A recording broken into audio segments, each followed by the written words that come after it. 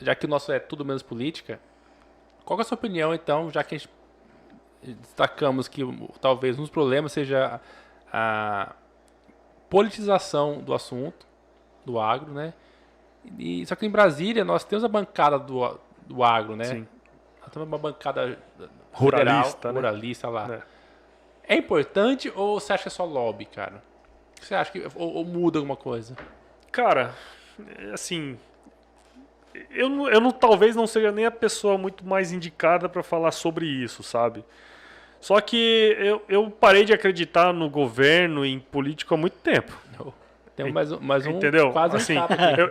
eu voltei a acompanhar um pouco mais na última eleição, né? Mas já decepcionou de novo. Não é nem que já decepcionou. Eu acho que é um período que você tem que pesquisar e fazer a sua decisão mais acertada.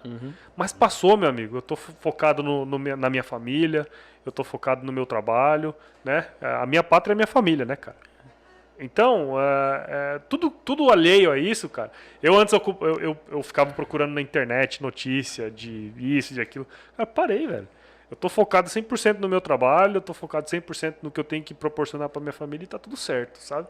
Agora, nesse ponto, eu acho que depende muito mais de uma iniciativa, da iniciativa privada do que da iniciativa pública, Perfeito. cara. Entendeu? Só que assim, em épocas de bonança, ninguém pensa nisso. Exato. Ninguém pensa Quando que a tem que barriga tá defender cheia, o agro, entendeu? Quando a barriga tá cheia, A ninguém hora que tá lembra. todo mundo se fudendo, aí todo mundo, então, a gente tem que defender o agro, a gente tem que fazer isso, blá, blá, blá. Meu, sabe? Agora, né? O que eu faço com o Agro Resenha, cara? Eu não falo de agronegócio, cara, eu falo de pessoas.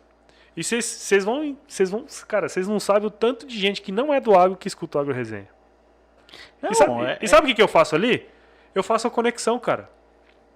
Eu faço a conexão da pessoa que não é do agro, ou até mesmo a que é, mas se é de outra área, eu faço a conexão com outra pessoa que está fazendo acontecer. Exatamente, Paulo. Entendeu? É isso que eu acho que é a grande sacada, né? Eu escuto a AgroResenha, então ali eu já vi gente falando, sabe, da história familiar, o cara que saiu da vida da família, dentro do agro, aí de repente voltou. E eu já vi, assim, N histórias que, de fato, o seu podcast é sobre pessoas. É sobre pessoas. Cara, A visão que as pessoas do dia a dia, pessoas comuns, têm é que o agro é um setor muito rico, muito rico, mas porém que é rico justamente por pagar pouco imposto. Isso procede? Cara, assim, eu trabalhei muito tempo no IMEA, né? Que é o Instituto Mato Grossense de Economia Agropecuária.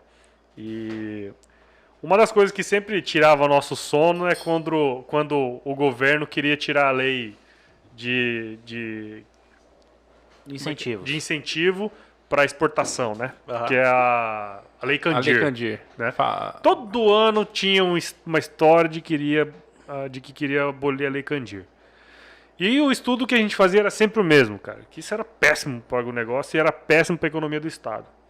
Mas por que eu falo isso? Isso é uma grande besteira, cara. Porque é o seguinte, se você onera impostos para os produtos agropecuários, basicamente o que acontece é que, como nós vendemos commodities, né? Nós vendemos soja, milho, boi, algodão, tudo são commodities agrícolas com preços que são fixados em bolsas internacionais. Entendeu? Então, o produtor não vende pelo preço que ele quer.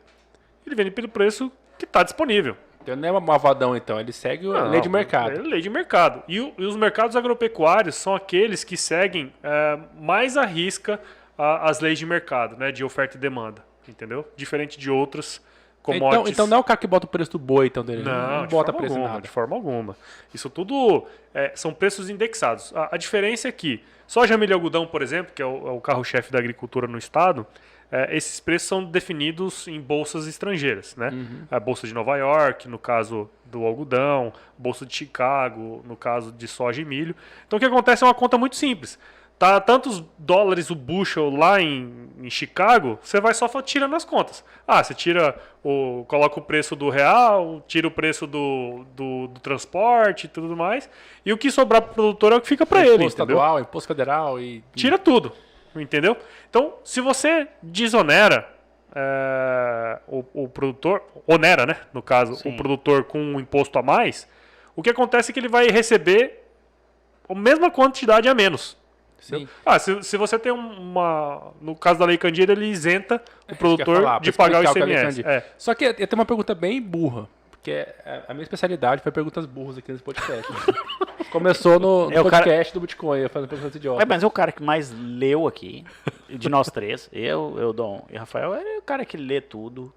Mas eu não leio isso se você não entende, eu leio e não entendo. Diz que essa é a grande diferença do comunista. Se o Tem Estado... gente que leu Marx e tem gente que leu e entendeu. O que não é o comunista que leu e entendeu, né?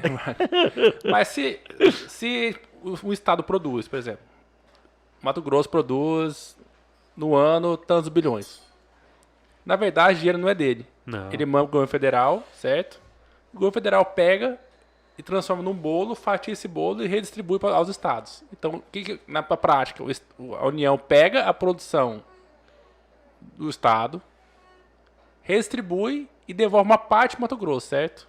Então, quando o estado quer atrapalhar a Lei Candir, ou muitas vezes quer acabar com ela, a Lei Candir nada mais é do que devolver para o estado algo que era dele. Não é assim, porque devolveu para a União isso.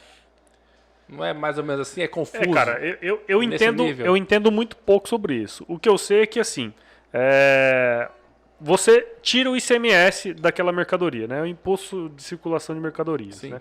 Você tira aquele ICMS. Aquele tributo, ele vai direto para os cofres do Estado. Sim. O ICMS, ele é estadual, né? Sim. Então, ele vai direto para o cofre do Estado. Então, teoricamente, o governo está deixando de arrecadar aquela grana. Né? O governo estadual. O governo estadual. Porém, mas recebe repasse federal através do FPE.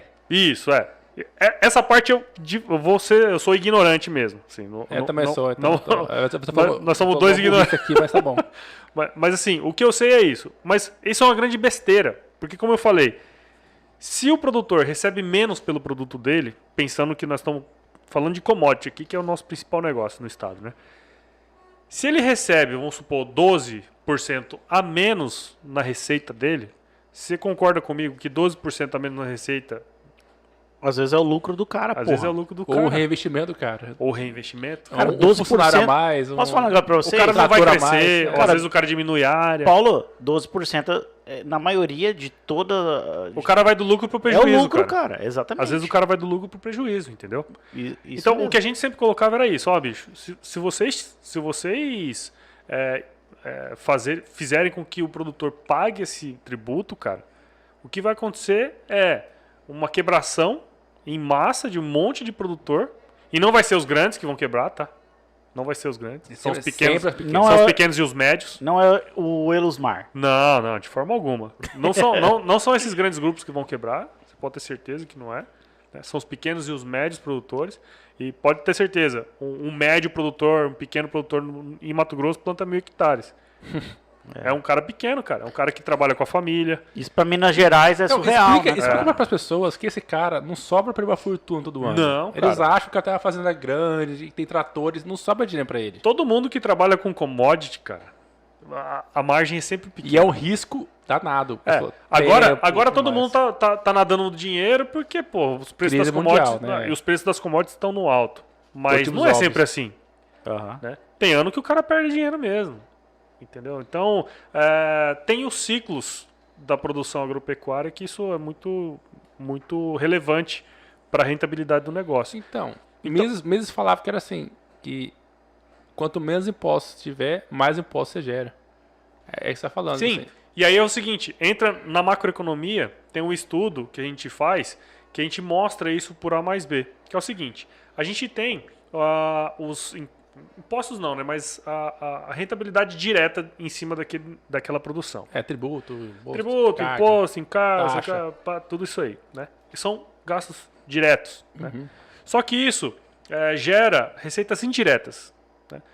Se você pensar em Sinop há 50 anos atrás, Sinop não tinha nada, acho que nem Sinop existia 50 anos atrás, tá certo?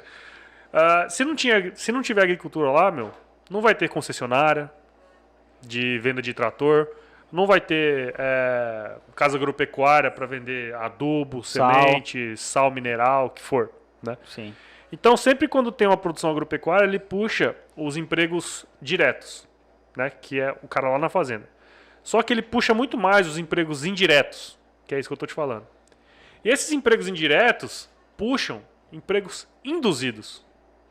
O que seriam empregos induzidos? Induzido é o seguinte, se tem gente morando na cidade, meu cara, tem que ter borracharia, tem que ter supermercado, Escola. tem que ter drogaria, tem que ter escola. É verdade. Quantas cidades mato-grossenses nasceram em volta de... Sinop era uma empresa, não era? Ó, Sinop era uma empresa. Sinop Eu não sei. foi a colonizadora, né? É, uma A empresa. colonizadora lá do oeste do Paraná, uma coisa Isso. assim, né? Então o que acontece, cara? Se não tem a produção agropecuária ali, não existia nada disso Não tinha aqui. nada disso. E você paga quanto de imposto quando você compra um saco de arroz, meu cara? Perfeito. 1 litro de óleo, né? Eu acho que tudo isso, cara, faz a gente... O papo de hoje, mais que sobre pessoas, Paulo, é sobre o respeito que a gente tem que ter com o agronegócio, com a agropecuária, igual você falou, com essas pessoas do campo. Entendeu? Eu acho que a nossa missão aqui hoje foi cumprida com louvor. Não tô fechando, não chegamos ao final. Mas assim, sabe, cara, a gente chega já numa maturidade desse episódio da gente pensar o agro com muito mais respeito do que a gente começou esse programa. Ah, cara, Isso pra mim, eu cara. sou suspeito pra Pra mim falar, também, né? O Dom, que é o Exatamente. nosso diretor, lembrou que Sinop tem 43 anos. Pra você ver, de fato, Aí, ó. 50 anos atrás não tinha Sinop. Não tinha nada, cara. Então, cara, é foda. Gerava imposto zero, né? Aí pronto. Agora. Pô, a cidade que não existia não tinha nem imposto Bom, gerado.